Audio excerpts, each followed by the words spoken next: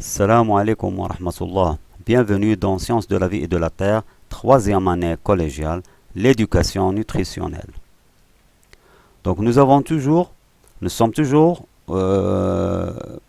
avec la leçon de l'éducation nutritionnelle, troisième leçon qui s'intitule les besoins quotidiens en aliments et en énergie. إذا نحن دائما في درس التربية الصحية، الدرس الثالث والمتعلق بالحاجيات اليومية من الأغذية والطاقة. Donc nous avons chaque jour des apports alimentaires. لدينا دائما استهلاك يومي من الأغذية. Donc ces apports alimentaires influencent sur la santé. S'il y a moins d'apports alimentaires, donc il y a les carences alimentaires. Et s'il y a un excès d'apports alimentaires, on remarque que l'obésité s'installe. إذا عندما يكون هناك نقص في الاستهلاك اليومي نلاحظ أن هناك ظهور الأمراض فقط الغذائية، وعندما يكون عكس ذلك الزيادة في الاستهلاك اليومي نلاحظ أن هناك السمنة. Maintenant, si nous avons une personne où l'apport énergétique, donc on fait référence à la quantité, à la valeur énergétique des aliments en kilojoules. Donc si l'apport énergétique est de 12 000 kilojoules, c'est-à-dire que cette personne mange des aliments qui lui procurent 12 000 kilojoules. Et il dépense, les dépenses énergétiques sont 12 000 kilojoules. Sa masse corporelle est stable, elle est en bonne santé.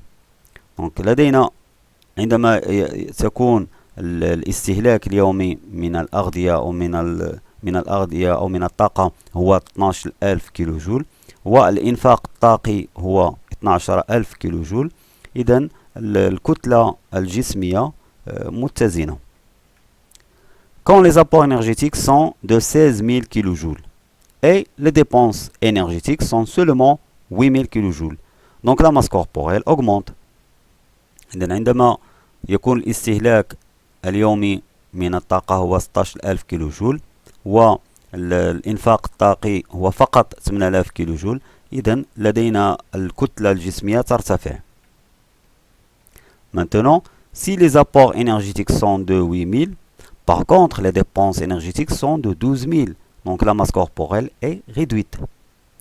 هنا إذا عندما يكون الاستهلاك هو 8000 كيلو جول بينما الإنفاق الطاقي هو 12,000 كيلو جول يعني مرتفع، فالكتلة الجسمية تكون منخفضة. Donc, on mange pour satisfaire nos besoins nutritionnels et énergétiques. نستهلك الأغذية لتلبية حاجياتنا من الأغذية والطاقة. Quels sont donc les facteurs qui influencent ces besoins؟ ما هي إذن العوامل التي تؤثر على حاجيتنا من الأغذية والطاقة؟ Prenons les apports alimentaires recommandés chez l'adolescente et chez un adolescent. Donc comparons ces apports énergétiques. إذا لنقارن كما يعطي الجدول الاستهلاك اليومي من الطاقة يعني الذي ينصح به عند مراهقة وعند مراهق. Donc si nous comparons les apports énergétiques, donc l'adolescent, ses apports énergétiques recommandés sont de 8 950 kJ. Par contre, l'adolescent est de 12 000. Donc, pour comparer, on dira que les apports énergétiques recommandés chez l'adolescent sont supérieurs à ceux chez l'adolescente. Donc, les apports énergétiques recommandés ici diffèrent selon le sexe de l'individu. إذا نلاحظ أن الحاجيات اليومية من الطاقة عند المراهق تفوق حاجيات الطاقية عند المراهقة. إذا هنا العامل الذي يؤثر على حاجياتنا من الطاقة هو جنس الشخص. Donc les apports énergétiques recommandés pour l'adolescent sont supérieurs à ceux recommandés pour l'adolescente. Par conséquent, les apports énergétiques diffèrent selon le sexe de l'individu. إذا الحاجيات الطاقية التي ينصح بها عند المراهق تفوق حاجيات الطاقة عند المراهقة. إذا هناك اختلاف، أو العامل الذي يؤثر على الحاجيات الطاقية هو جنس الشخص. Notre document qui nous donne les besoins quotidiens en protides et en énergie selon l'âge et la masse du corps. الحاجيات اليومية من البروتيدات والطاقة حسب السن وحسب كتلة الجسم. Donc nous avons la masse du corps en kilogrammes, l'âge d'abord, la masse du corps en kilogrammes, les besoins quotidiens en protides et les besoins quotidiens en énergie. Ranger par ordre décroissant les besoins quotidiens en énergie selon l'âge. Donc on nous demande de ranger par ordre décroissant les besoins quotidiens en énergie selon l'âge. نريد أن نرتب أو رتب بشكل تنازلي الحاجيات اليومية من الطاقة حسب السن. Donc c'est la dernière case qui va nous permettre de répondre à cette question, c'est-à-dire de ranger par ordre décroissant les besoins quotidiens selon l'âge. Donc les besoins quotidiens en énergie, c'est la dernière ligne, et l'âge, c'est la première ligne. Donc nous remarquons que à 30 ans, l'homme a besoin de 11 000. À 14 ans, il a besoin de 10 400. À 16 ans, il a besoin de 7 650. Et à 6 mois, il a besoin seulement de 3 300. Donc par ordre décroissant, c'est-à-dire que 11 000 il est supérieur à 10 400, qui est supérieur à 7 650, qui est supérieur à 3 300. Donc les besoins de 30 ans sont supérieurs à ceux de 14 ans, qui sont aussi supérieurs à ceux de 6 ans et à 6 mois. Et donc pour répondre à la question, je range par ordre décroissant les besoins quotidiens en énergie selon l'âge. Donc les besoins de 30 ans sont supérieurs à ceux de 14 ans que ceux de 6 ans et à ceux de 6 mois. إذا لترتيب تنازلي للحاجيات الطاقية حسب السن، donc لدينا أن الحاجيات لشخص في سن 30 سنة أكبر من شخص عنده 14 سنة أو من الشخص الذي لديه 6 سنوات أو 6 أشهر. Le document suivant nous donne les besoins quotidiens en apport alimentaire et en énergie chez la femme selon son état physiologique.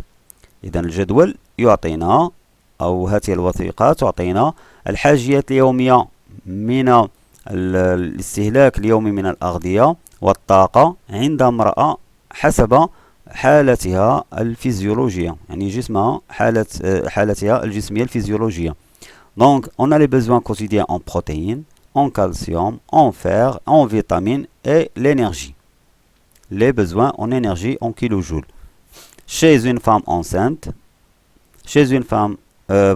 non enceinte, puis chez une femme enceinte et chez une femme allaitante.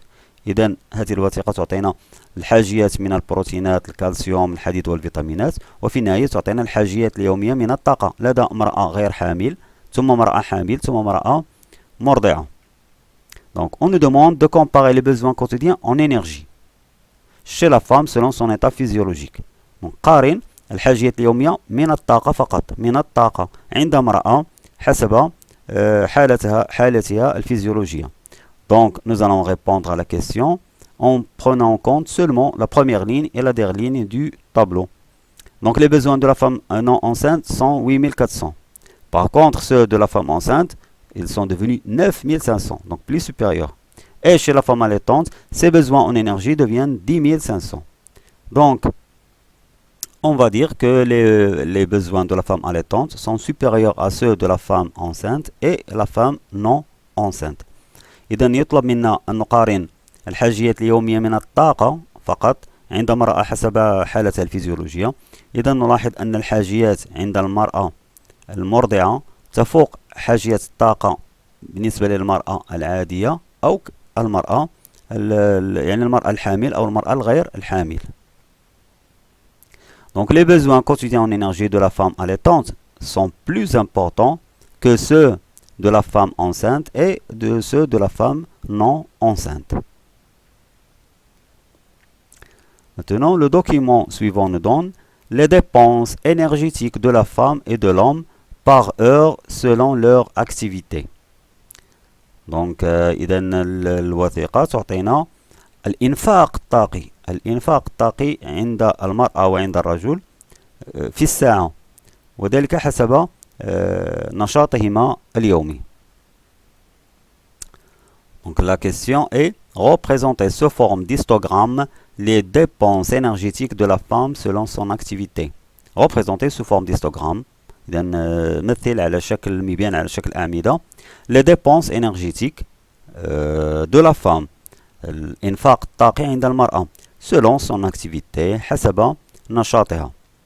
Donc pour répondre à la question, donc nous allons répondre seulement chez la femme. Donc nous allons voir ici que au lit, la femme dépense 250 kJ par heure. Au bureau, elle va dépenser 1500. La marche, pendant la marche, elle va dépenser 1700 kJ par heure. En faisant le vélo, elle va dépenser 1900 kJ par heure. Et en faisant la course, elle va dépenser 2200 kJ par heure. إذا بما أن السؤال متعلق فقط بالمرأة فسوف نركز على الإنفاق الطاقي للمرأة حسب نشاطها اليومي. Donc nous avons l'activité et les dépenses énergétiques par heure. Au lit, 250 kJ par heure. Au bureau, la marche, au vélo et la course. Donc nous allons traduire ce tableau en histogramme. إذن سوف نترجم هذا الجدول إلى مبيان على شكل أعمدة. Donc nous avons l'axe vertical nous donne les dépenses énergétiques par heure et en kilojoules. Et l'axe horizontal, les activités au lit, au bureau, la marche, au vélo et la course. إذن في المحور العمودي لدينا الإنفاق الطاقي في الساعة بالكيلوجول، والمحور الأفقي يعطينا النشاط اليومي لهذه السيدة. D'abord, il faut réfléchir à mesurer les petites graduations. Donc nous avons ici 250, ce sont les dépenses énergétiques. Et nous avons 1, 2, 3, 4, 5 graduations. Donc 250 divisé par 5 nous donne 50. Donc chaque petite graduation mesure 50 kJ par heure. إذن يجب معرفة التدريجات الصغيرة كم تساوي. إذا لدينا 250 هو الإنفاق الطاقي، ولدينا 5 تدريجات 1 2 3 4 5. إذا 250 على 5 هي 50. إذا كل تدريجة صغيرة فيها 50. إذا زائد 50 هي 100 150 200 et 250. Et ainsi de suite. Bien. Maintenant, je représente l'histogramme des dépenses énergétiques de la femme selon son activité. الآن أمثل المبيان على شكل أعمدة الذي يبين الإنفاق الطاقي عند المرأة حسب النشاط الذي تقوم به. Donc nous avons d'abord au lit, nous avons 250 kJ. 250 kJ par heure. Au bureau, nous avons 1550. Donc ici nous avons 1500 plus 50, ça fait 1550. Pendant la marche, nous avons 1700. Donc ici, nous avons 1700 plus 50, ça fera 1750. Donc 1700, c'est juste ici. Au vélo, elle a dépensé 1900. Donc ici, nous avons 1750 plus 50, ça fait 1800. 1850, 1900. Donc si on ajoute 100, ça fera 2000. Voilà. Donc ici, c'est 1900. Et enfin, pendant la course, il a dépensé 2200. Donc 2200 plus 50, ça fera 2250. Donc 2200, c'est ici. Donc nous avons tracé l'histogramme des dépenses énergétiques chez la femme.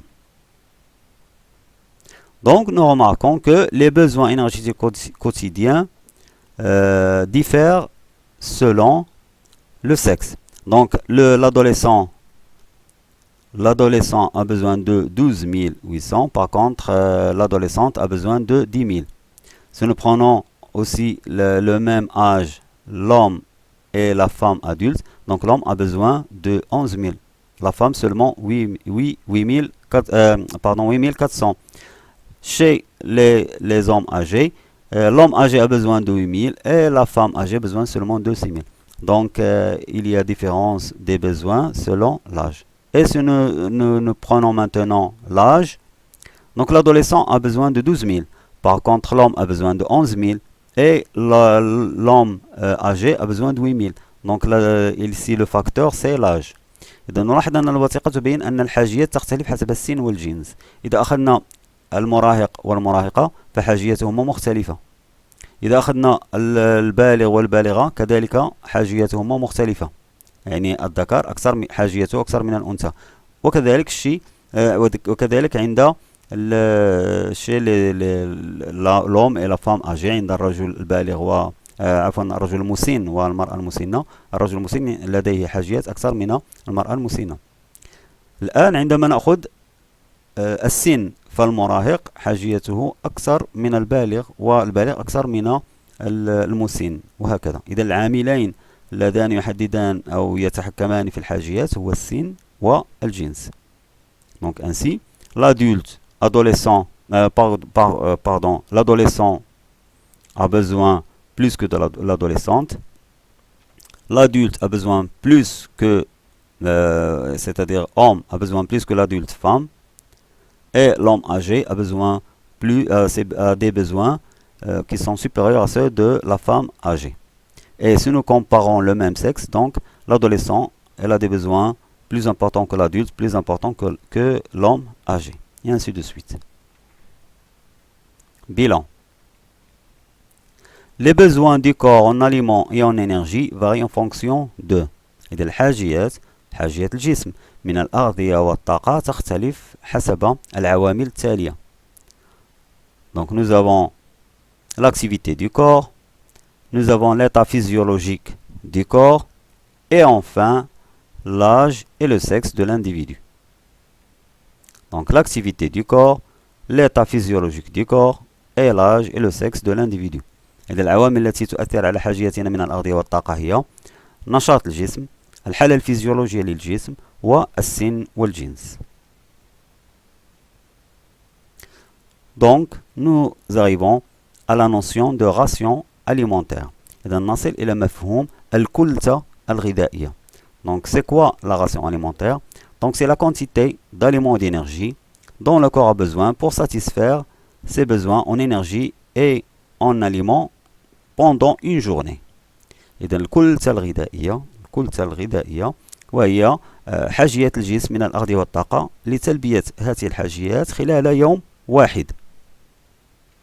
Donc la définition de la ration alimentaire, c'est la quantité d'aliments qu'on doit consommer, c'est-à-dire pour satisfaire nos besoins, qu'on doit consommer en un jour, c'est-à-dire 24 heures, afin de couvrir les besoins du corps en matière et en énergie. إذن الكلفة الغذائية هي كمية الأغذية التي يجب أن نستهلك في اليوم 24 ساعة لتغطية حاجيات الجسم من المادة ومن الطاقة. Donc cette ration alimentaire, ou bien les facteurs qui influencent cette ration sont l'état physiologique du corps, l'activité du corps, l'âge et le sexe. Donc si les apports sont moins importants que les dépenses, on a les carences. Si les dépenses sont égaux aux apports, on a un corps équilibré. Et si les dépenses sont inférieures aux apports, on a l'obésité. Donc, ration alimentaire inférieure aux dépenses, on a carence. Ration alimentaire égale dépenses énergétiques, donc il y a équilibre. Et quand la ration alimentaire est supérieure aux dépenses, on a l'obésité.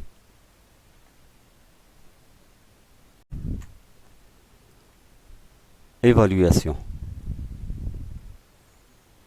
Donc remplir les pointillés par les mots qui conviennent. إذن املأ الفراغات بالكلمات المناسبة. maigre, dépense, ration alimentaire, équilibré et obèse. ضعيف، إنفاق، الكلسة الغذائية، متوازن أو متوازنة، وسمنة. Donc nous avons et la quantité d'aliments dont on a besoin quotidiennement et qui doit être qualitativement et quantitativement, mais si elle est inférieure au énergétique, la personne va devenir, et si elle l'excède, la personne deviendra. Donc, et la quantité d'aliments dont on a besoin, c'est la ration alimentaire. Donc la ration alimentaire est la quantité d'aliments dont on a besoin quotidiennement et qui doit être إذن الكتلة الغذائية هي كمية الأغذية التي نحتاج إليها يوميا والتي يجب أن تكون donc qui doit être équilibrée qualitativement et quantitativement. qualitativement et quantitativement يعني يجب أن تكون متوازنة من ناحية الكمية ومن ناحية الكيف. يعني الكمية يعني الكيف ديالها يعني القيمة ديالها الغذائية. mais elle est inférieure mais si elle est inférieure aux dépenses énergétiques, la personne va devenir maigre. Et si elle excède, la personne deviendra obèse. لكن إذا كانت أقل من الإنفاق الطاقي، هذه الكتلة الغذائية من ناحية يعني الإنفاق الطاقي، الشخص سوف يصبح ضعيف. وإذا كانت تفوق يعني الإنفاق الطاقي، هذا الشخص سوف يصبح بدين. Cochez les unités utilisées pour mesurer les dépenses énergétiques. ضع علامة على الوحدات المستعملة لقياس الإنفاق الطاقي. Donc on a l'heure, kilojoule, calories, kilojoule par heure et calories par heure. Donc les dépenses énergétiques sont mesurées en kilojoules par heure et calories par heure. L'heure, c'est l'unité de temps. Kilojoules et calories, ce sont l'unité de l'énergie. Et les dépenses, on va les mesurer par heure, ou bien kilojoules par heure, kilocalories par heure, ou bien par 24 heures, ainsi de suite. Encadrer l'intrus. يعني ضع إطار على يعني الكلمة الدخيلة. Les besoins énergétiques varient selon les facteurs suivants. الحاجيات الطاقية تختلف حسب العوامل التالية. Donc les besoins énergétiques varient selon les facteurs suivants. La physiologie, le sexe, la couleur, l'activité et l'âge. Donc l'intrus c'est la couleur. Donc les besoins varient selon la physiologie du corps, le sexe de l'individu, l'activité de cet individu et son âge. Mais ils ne varient pas selon la couleur de l'individu. Choisir pour chaque cas la plus grande dépense énergétique. اختر من بين في كل حالة الإنفاق الطاقي الأكبر.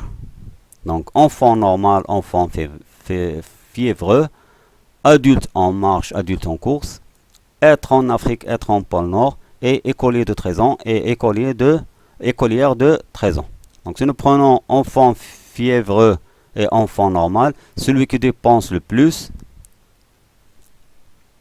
c'est l'enfant fiévreux. Il a plus de dépenses énergétiques. Donc si nous prenons l'adulte en marche et adulte en course, celui qui dépense le plus, bien sûr, c'est l'adulte en course. Il dépense plus d'énergie qu'un adulte qui fait de la marche. Un être qui vit dans le pôle Nord et un être qui vit en Afrique. Donc qui dépense le plus? Nous remarquons que quand la température de l'air est de 0 degrés Celsius, les dépenses énergétiques du corps sont de 12,6 kJ par heure. Lorsque sa température augmente, donc on constate que les dépenses énergétiques diminuent. Donc, une personne au pôle Nord, une personne en Afrique va dépenser plus qu'un être humain en pôle Nord.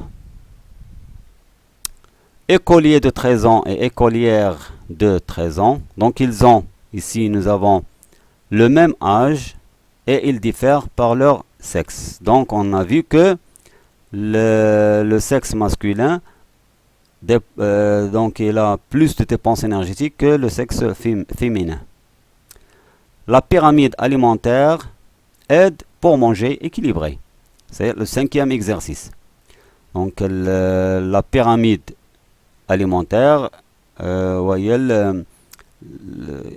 يعني يعطينا هذا المثلث يعطينا الأغذية والتي يقولون أنها يعني تساعد على الأكل الجيد. Remplir le tableau en utilisant. يعني املأ الجدول باستعمال الكلمات التالية. À chaque repas, selon les besoins, avec modération ou bien limiter la consommation. إذا الهرم الغذائي التالي فيه 5 مستويات، المستوى الأول، الثاني، الثالث، الرابع، الخامس، ويطلب منا أن نملأ كل مستوى بالكلمات التالية à chaque repas، في كل غذاء أو في كل وجبة، حسب الحاجيات، بتوازن، يعني وأخيرا تقليل من الاستهلاك. Donc nous avons premier niveau, céréales et céréales et dérivés. Bon, pour les céréales et les dérivés, donc à chaque repas, puisque la base du pyramide est importante. Pour les légumes et les fruits, donc nous allons écrire selon le besoin.